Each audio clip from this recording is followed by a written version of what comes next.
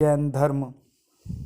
तो जैन धर्म के जो संस्थापक थे और प्रथम तीर्थंकर वे ऋषभदेव जी थे। ऋषभदेव को प्रथम संस्थापक और प्रथम तीर्थंकर माना जाता है।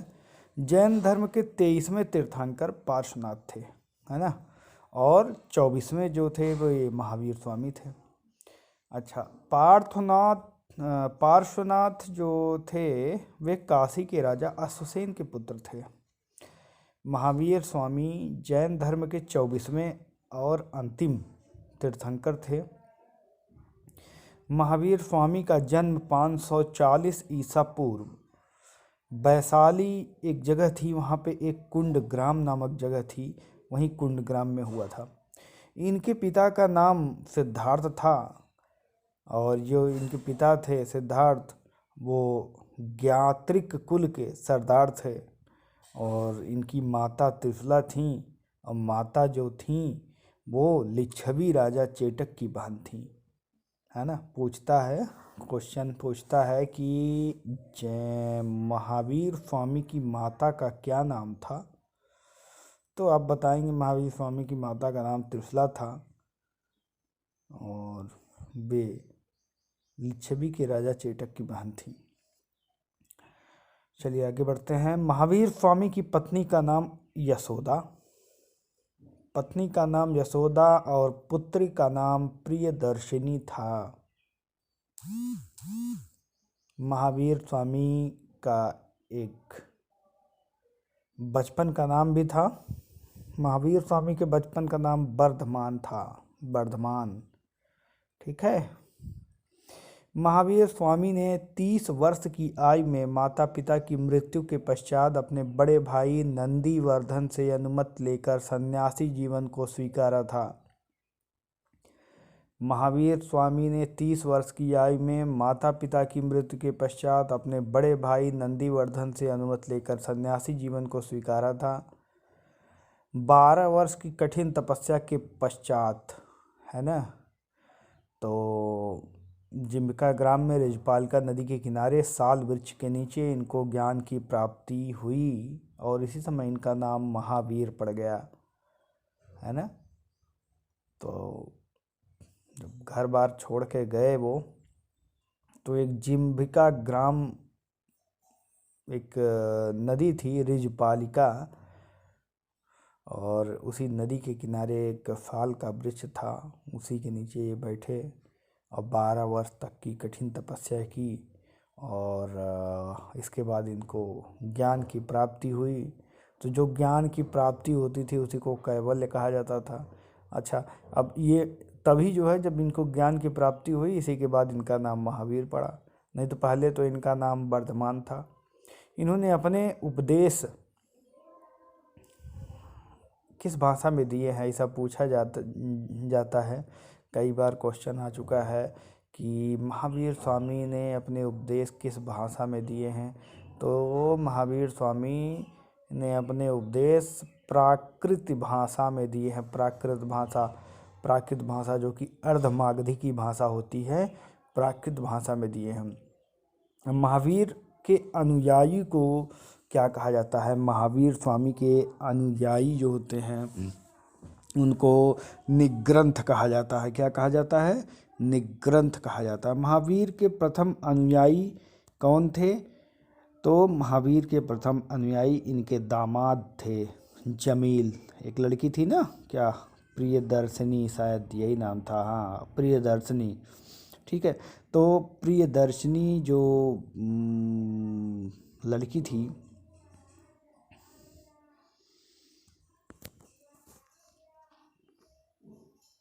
प्रियदर्शिनी लड़की जो थी उसे से जमील की शादी हुई थी और यही जो जमील था, है ना, यही जो जमील था वो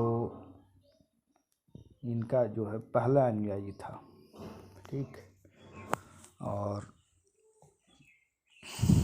कहा जाता था कि एक महिला भी जैन धर्म में हुई, इनको बिच्छुड़ी बोला जाता है, वो चंपा थी।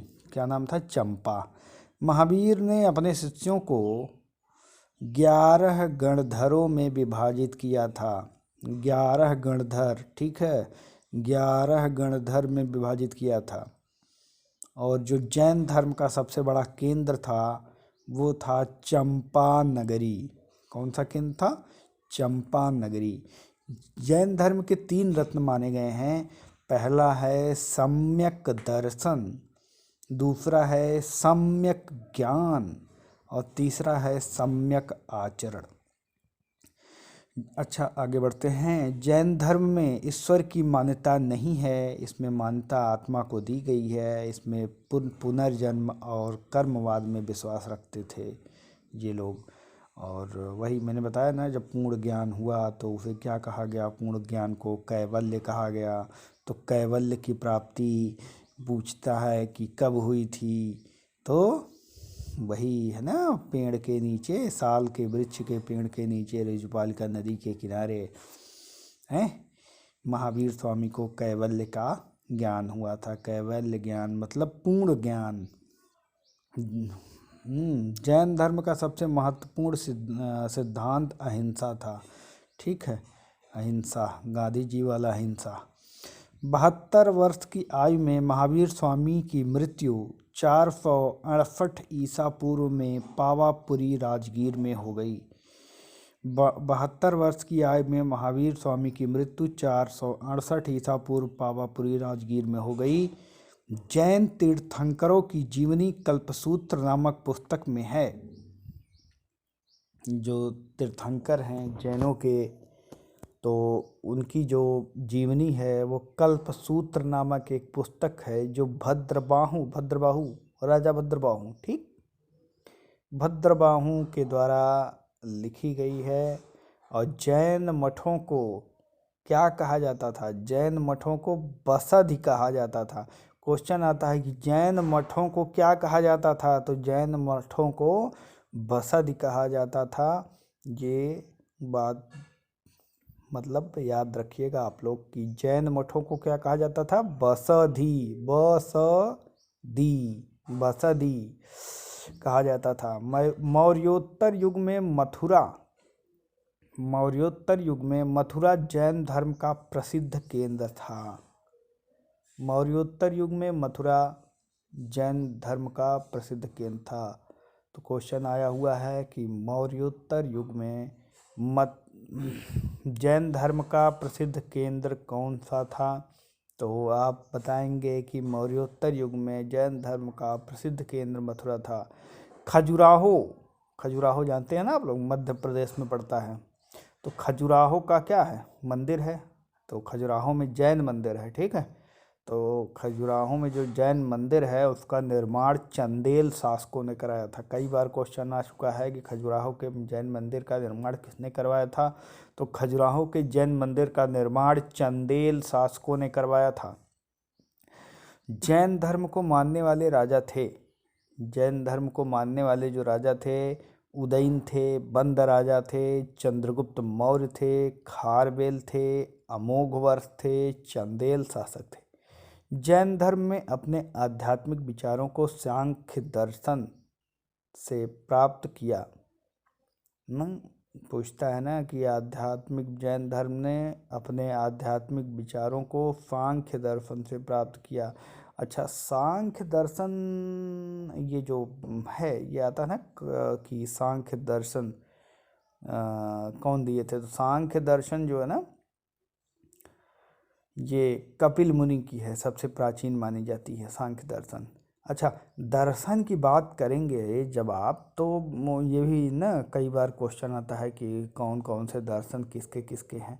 तो मैं आपको बता देता हूँ कि योग दर्शन तो योग गुरु बाबा रामदेव यानी पतंजलि, ठीक है, पतंजलि। तो योग दर्शन पूछ ले कि इनके योग दर्शन के प्रवर्तक कौन हैं, तो आप सीधा योग गुरु बाबा रामदेव को जानकर पतंजलि लगा दीजिएगा। और न्याय दर्शन पूछता है कि न्याय दर्शन किसका है? तो न्याय दर्शन, न्याय करेंगे कौन? गौतम ऋषि। तो गौतम ऋषि लगा दीजिएगा, ठीक है। और चारवाक दर्शन एक आता है कि चारवाक दर्शन, ठीक है, चारवाक दर्शन तो चारवाक दर्शन चारवाक का है, ठीक है। चारवाक दर्शन किसका है, कौन प्रवर्तक है, चारवाक जी हैं। और सांख्य दर्शन मैंने बताया आपको, सांख्य दर्शन कपिल मुनि का है, जो कि सबसे प्राचीन माना जाता है। और फिर आता है पूर्व मीमांसा, पूर्व मीमांसा और उत्तर मीमांसा। तो पूर्व मीमांसा जो है वो जैमिनी राय का है और उत्तर मीमांसा बादरायण का है, ठीक है। पूर्व मीमांसा जैमिनी राय, उत्तर मीमांसा बादरायण। और वैश्लेषिक दर्शन एक और है, वैशेषिक दर्शन, ये इनके जो है प्रवर्तक कणाद या उलूक माने जाते हैं। आइए तो हम लोग दूसरे टॉपिक पे चले गए थे, अभी आगे पढ़ते हैं कि हाँ, हमने बताया था ना आपको कि खजुराहो का जो मंदिर है वो, उसका निर्माण, खजुराहो में जो जैन मंदिर है उसका निर्माण चंदेल शासकों ने कराया था। जैन धर्म को मानने वाले राजाओं में उदयन, बंदराजा, चंद्रगुप्त मौर्य, खारवेल, अमोघवर्ष, चंदेल शासक, ये सब आते हैं, ठीक है। और जैन धर्म में अपने आध्यात्मिक विचारों को सांख्य दर्शन से प्राप्त किया था, सांख्य दर्शन कपिल मुनि, ठीक है। और प्रथम जैन संगीत, ठीक है, संगीत होती थी, ठीक है। तो मतलब वही मतलब जो उपदेश देते थे, ठीक है। तो प्रथम जैन संगीत 300 ईसा पूर्व में पाटलिपुत्र में हुई, जिसका स्थूल अध्यक्ष कौन था, स्थूलभद्र था। द्वितीय जैन संगीति 6वीं शताब्दी में हुई, ठीक है। प्रथम पाटलिपुत्र में हुई, इसका अध्यक्ष स्थूलभद्र था। और द्वितीय वल्लभी गुजरात में हुई और इसका अध्यक्ष क्षमाश्रमण था। जैन धर्म को 2 भागों में बांटा गया है, ठीक है। पहला श्वेतांबर, जो सफ़ेद वस्त्र धारण करते थे, और दूसरा दिगंबर, जो नग्न रहते थे, ठीक है।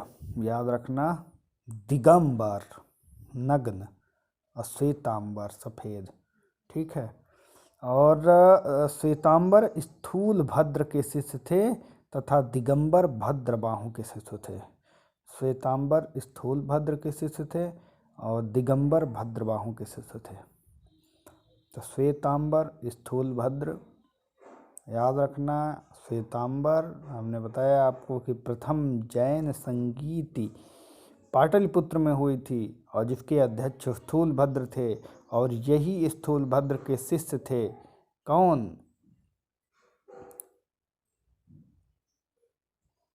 है ना,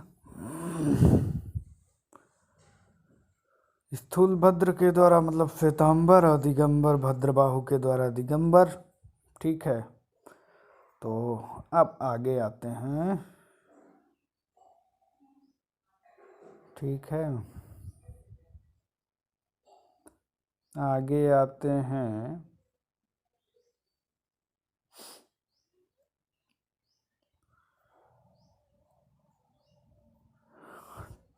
हाँ, तो अब जो है यहीं पर दोस्तों, ये ऑडियो लेक्चर था आपका जैन धर्म पे, और कुछ प्रमुख एकदम बिल्कुल सेलेक्टेड क्वेश्चन थे। ये जितनी बातें हमने अभी आपको बताई, ये सारी बातें क्वेश्चन में किसी न किसी रूप में जो है क्वेश्चन के रूप में आ चुकी हैं, ठीक है।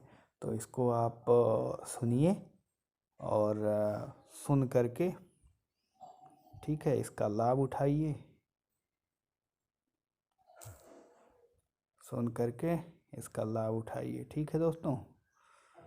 तो इसी के साथ मैं अपनी वाणी को विराम देता हूँ और आगे आप लोगों के लिए बौद्ध धर्म का ऑडियो लेकर उपस्थित होऊंगा। धन्यवाद दोस्तों।